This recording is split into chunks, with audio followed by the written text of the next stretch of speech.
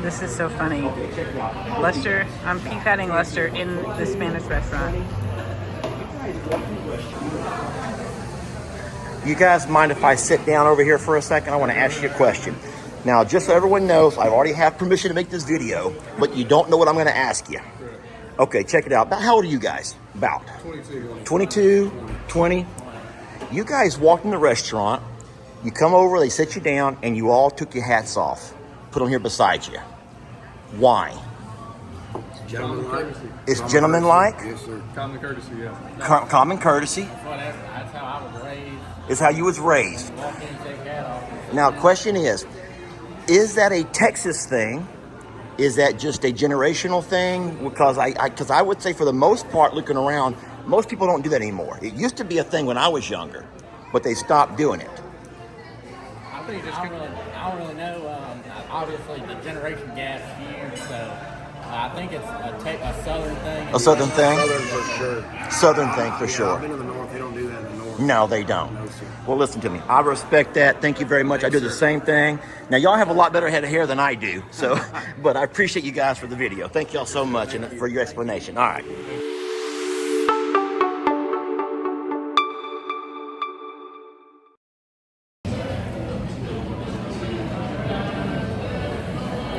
Cheers.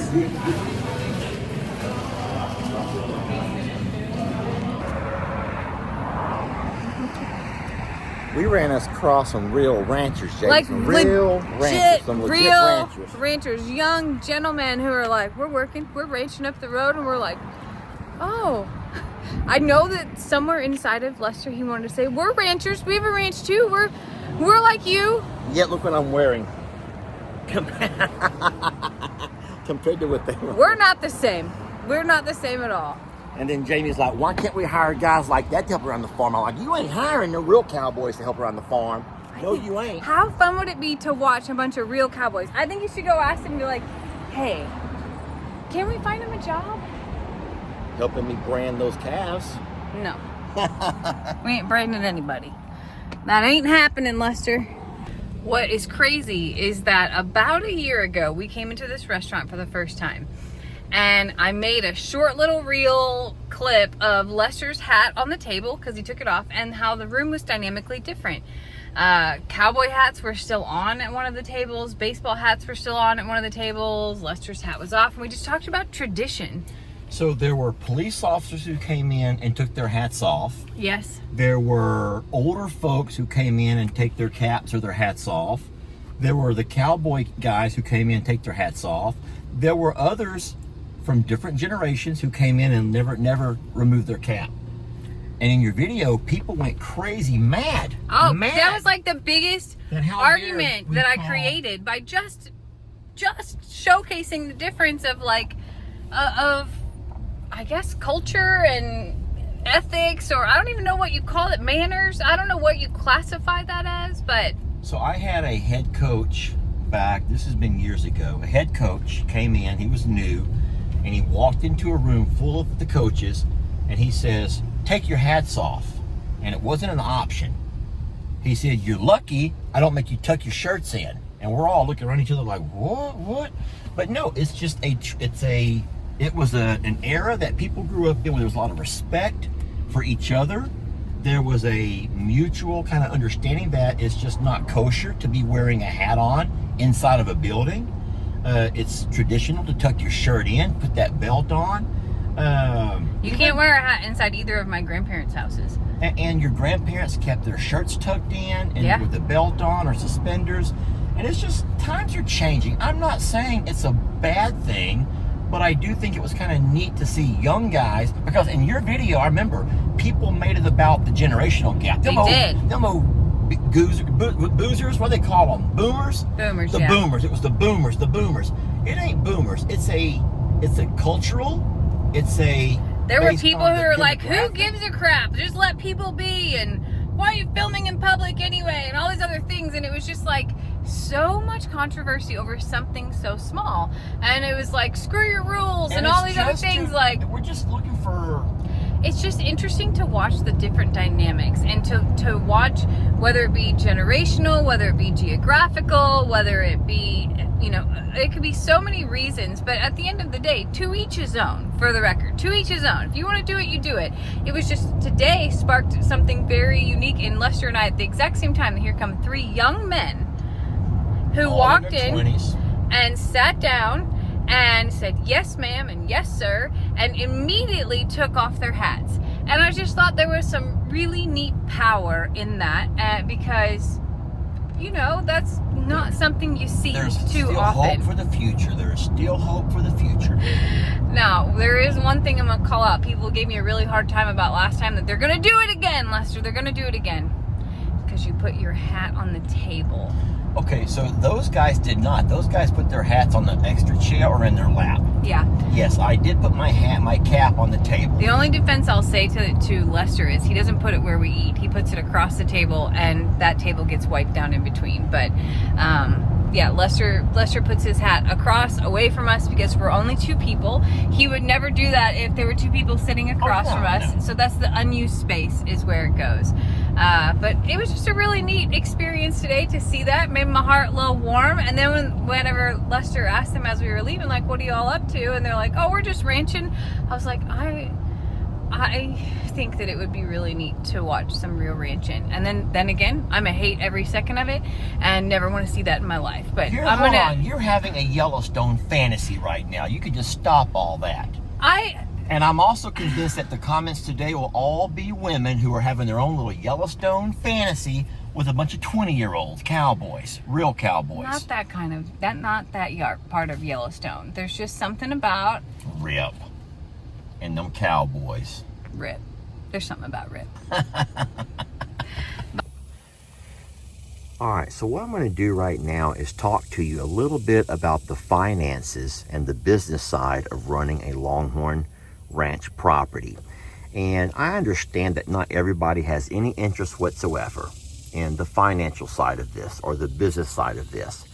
But I do want to talk to you a little bit because there have been a couple of folks who've asked questions about the profitability of what we do with our Longhorns.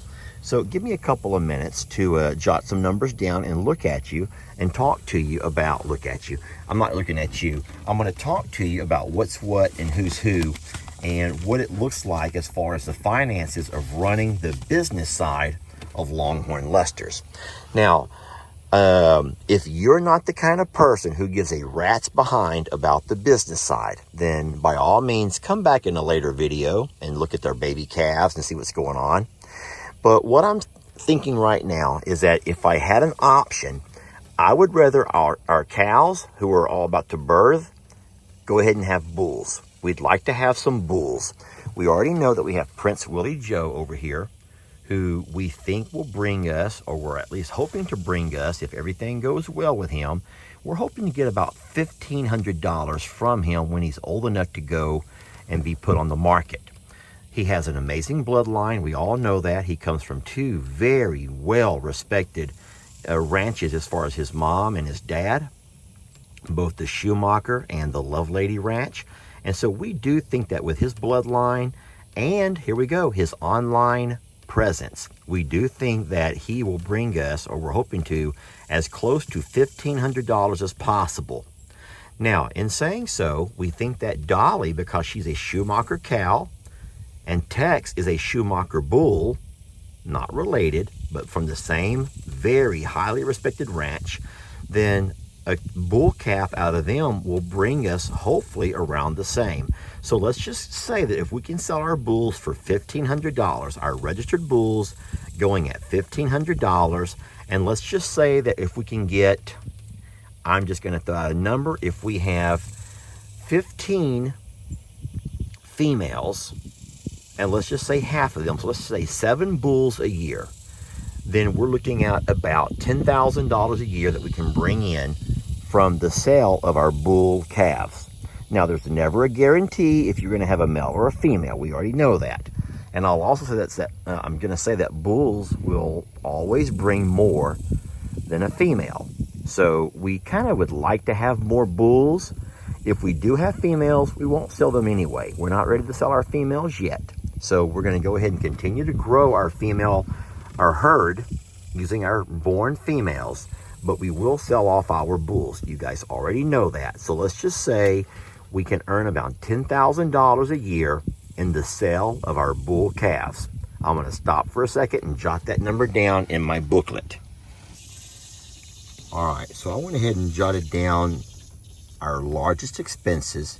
And so obviously hay, we spend about $4,000 a year on hay. Now, I'm not so much concerned with that number because we know that it's more than our Longhorns who eat our hay. It's also, we've been blessed to give my dad hay, Jake hay, Sister Kim, Uncle Dan, Brienne. And so a whole lot of folks are able to use off of our hay. So I'm not so much concerned about that number right over there. Our fertilizer, we've been blessed to fertilize twice this year. Each time we fertilize, we spend about $2,000, or each year we spend about $2,000. It was actually $1,200 this last time. It had gone up a little bit from the first time. So let's just round it off and say $2,000 a year on fertilizer. And then of course the grains. We use the grain buggies now. And we don't have to do those every single month, but every month and a half, every 2 months. I was trying to explain to Jake that if he would do it the right way, he wouldn't be taking his buggy in once a month. As long as you have this kind of grass, and as long as you regulate that grain buggy on a day, off 2 days, on a day, off 2 days, that grain buggy will last you a long time.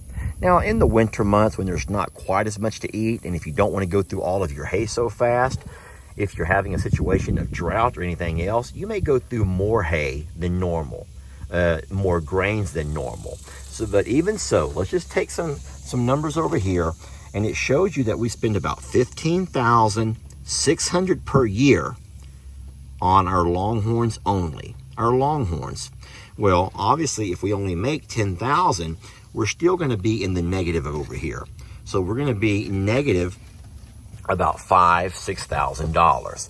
Well, that's where videos come in. I'm not having to use any of my actual Lester Morrow money because the videos that the Longhorns produce bring in at least that much money every year. So I would say as of right now, we're pretty much breaking even. My dad has always told me that if you ever want to have a profitable ranch, you have to have at least between 25 and 50 head of cattle.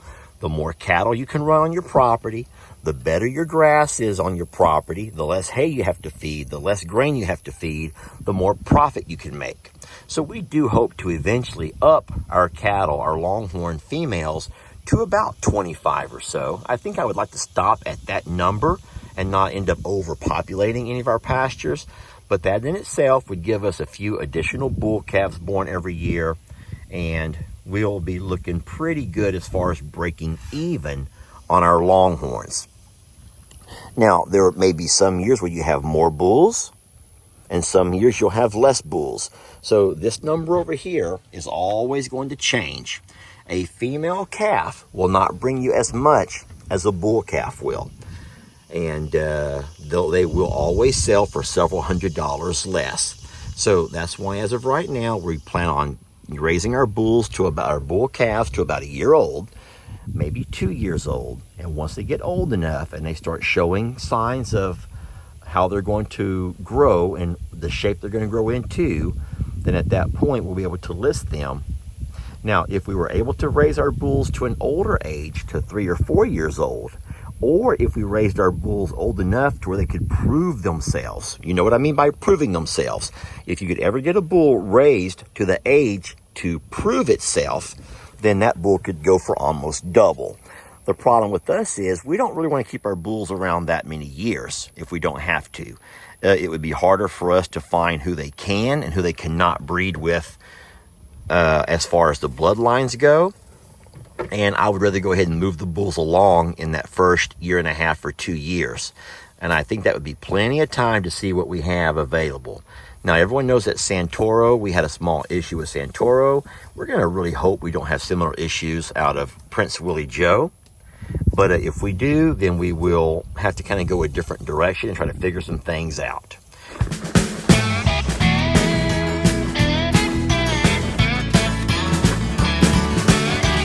Don't let your troubles fester. Come watch Longhorn Lester. Yeah, something like that.